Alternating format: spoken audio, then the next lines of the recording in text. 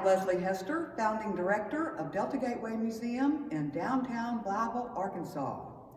We wanted to take this opportunity to introduce you to one of our more colorful exhibits, the Doll Collection.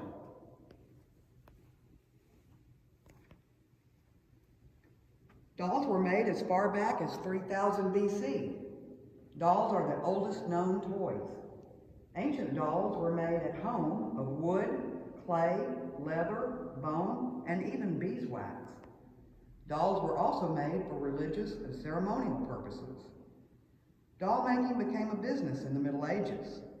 Europeans began to make dolls to sell in the 1300s, and by the 1500s, dolls were being mass-produced.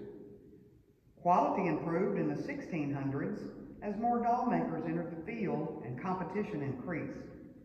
Faces were finished smoother, eyes were made to move, and lady dolls were dressed in the finest fashions. The 18th century brought greater realism to doll making. In the 1700s, doll makers worked to refine the human likeness of dolls using new materials such as rubber, porcelain, and metal to make dolls look like, feel like, and imitate the actions of real people. Fashion dolls were dressed in elaborate costumes and shipped all over the world. Doll making came to America in the mid-1800s. America's new doll makers created dolls that sat upright, character dolls, and dolls with sleeping eyes. Beautiful new details included teeth, eye color and lashes, dimples, and fingernails. Dolls began to look and feel more realistic.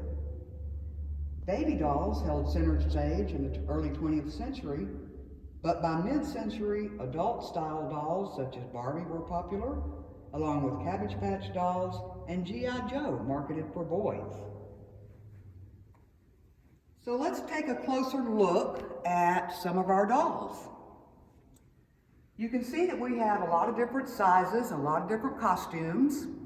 One thing you might notice about a lot of our dolls is the fancy dress.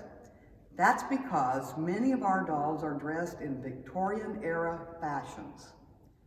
The Victorian era is named after Queen Victoria from England, who reigned from 1837 to 1901. The Victorian era coincides with the Industrial Revolution, so it was a time of tremendous change worldwide.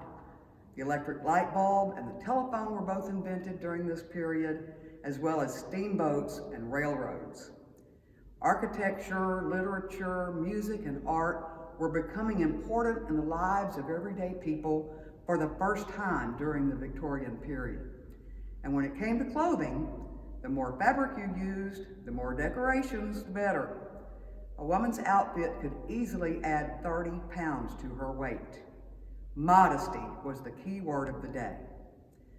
So here we have a beautiful little Victorian era doll. Little girls really did dress like this, with the enormous hats and the feathers, all the lace accents, and especially several layers of undergarments. In fact, using multiple layers of undergarments is a hallmark of the Victorian era. By the way, most of these dolls are porcelain. Porcelain is a very fine type of ceramic. We do have a few plastic dolls, but not many. Our doll collection was gifted to us by Jerry Osborne in memory of his wife Phyllis, and local doll collector Nancy Bray facilitated this donation. So here we have a Civil War era doll.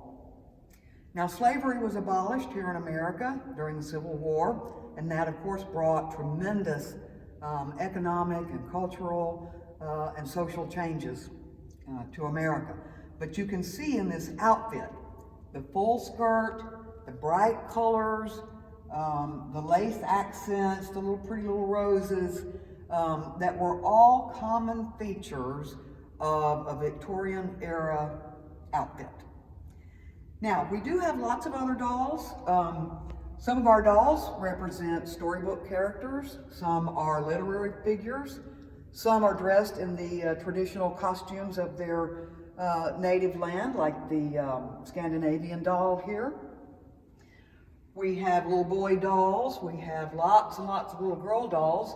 We have historical figures like the Flapper doll from the 1920s.